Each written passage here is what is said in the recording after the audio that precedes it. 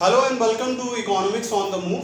दुनिया भर में भारत के रहने वाले लोगों की संख्या अकॉर्डिंग टू एक्सटर्नल मिनिस्ट्री वो तकरीबन 1.36 करोड़ के करीब है। यानी दुनिया भर में जो हमारे देश के लोग हैं वो बाहर जाते हैं काम के पर्पस से, जो जाते हैं उनकी आबादी या फिर उनकी संख्या जो है वो तकरीबन 1.36 या फिर 1.5 करोड़ के आसपास हम इसको मान सकते हैं एक्सटर्नल मिनिस्ट्री की रिपोर्ट के हिसाब से।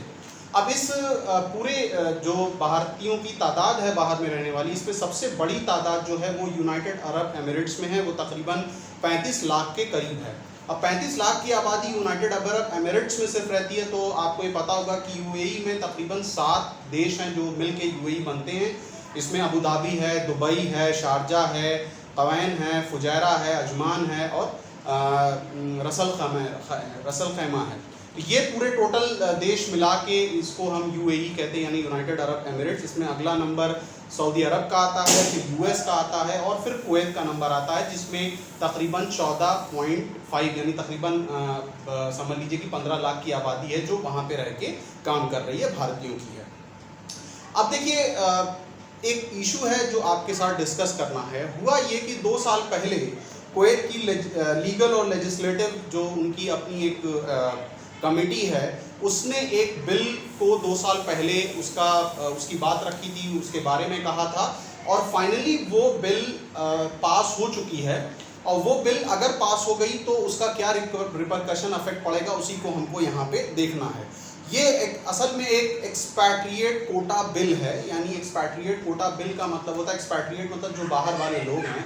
तो बाहर वाले लोगों की जब हम बात करते हैं तो कुवैत की पूरी आबादी जो है वो 4.3 मिलियन है। 4.3 मिलियन बोले तो तकरीबन 43 लाख की आबादी है। अब उस 43 लाख की आबादी में तकरीबन 3 मिलियन यानी 30 लोग वो हैं जो कि बाहर के हैं। यानी कहने का मतलब है कि कुवैत में तकरीबन 70% लोग यानी 70% लोग बाहर के हैं और 30% वहाँ के अपने मुकामी या फिर नेटिव हैं। तो ये एक इशू था जो बहुत दिनों से चला आ रहा था और इस इशू की वजह से वहाँ की जो भी सिविल सोसाइटी के लोग थे, उनके जो लॉयर्स थे, उनकी मीडिया के लोग थे, वो इस पर्टिकुलर इशू को रेज किए थे कि बहुत सारे एक्सपैट्रिएट बाहर से आ चुके हैं, उनकी परसेंटेज को कम करने की ज़रूरत है। तो यहाँ पे इनकी जो एक्सपैट्रिएट कोटा बिल इन्होंने जो पास किया है, जो इनकी नेशनल असेंबली में ये पास हो चुका है, अभी अगर ये एक्ट में तब्दील हो जाएगा, ये अगर लॉ बन जाएगा, तो इस लॉ के हिसाब से 15% से ज़्यादा इंडियंस को इजाज़त नहीं मिलेगी कुवैत के अंदर रहने की। और नेक्स्ट नंबर इजिप्शियंस का आता है जिनका 10% है। अब अगर ये हो गयाएगा या फिर ये कुवैत बेसिकली पास क्यों करना चाहता है, ये एक इशू है। तो कुवैत पास इसलिए करना चाहता है बिकॉज ऑफ द रीज़न कि उसका अपना तो ये मानना है कि ये जो 70-30 का रेशियो है इसको रिवर्स होना चाहिए, 30-70 होना चाहिए। यानी 30% बाहरी वाले रहें और 70% हमारे अपने लोग रहें जो कुवैत में रह के काम करें। दूसरा रीज़न ये भी इन्होंने माना कि कोरोना वायरस और पेट्रोलियम की जो प्राइसेस फॉल की हैं, जिसकी वजह से उनका रेवेन्यू बहुत फॉल किया है। तो इन सारी चीज़ों को देखते हुए उन्होंने ये डिसीजन लिया कि फाइनली हम अपने लोगों को पहली प्रायोरिटी देंगे कि हमारे अपने लोग यहाँ पे आके काम करें और बाहरियों की जो तादाद है उस पर हम एक तरीके का हम बेसिकली उनके लिए एक परसेंटेज बनाने जा रहे हैं कि इस कंट्री के इतने लोग, इस कंट्री के इतने लोग, इस कंट्री के इतने लोग। अब देखिए यहाँ पे हम बात करें कि अगर ये जो एक्सपैट्रिएट कोटा बिल है, अगर ये कुवैत ने पास कर दिया तो इसका रिपरकशंस क्या होगा और इंडिया के कॉन्टेक्स्ट में हमको क्या देखना है, यानी इंडिया पे क्या इसका इफेक्ट पड़ने वाला है।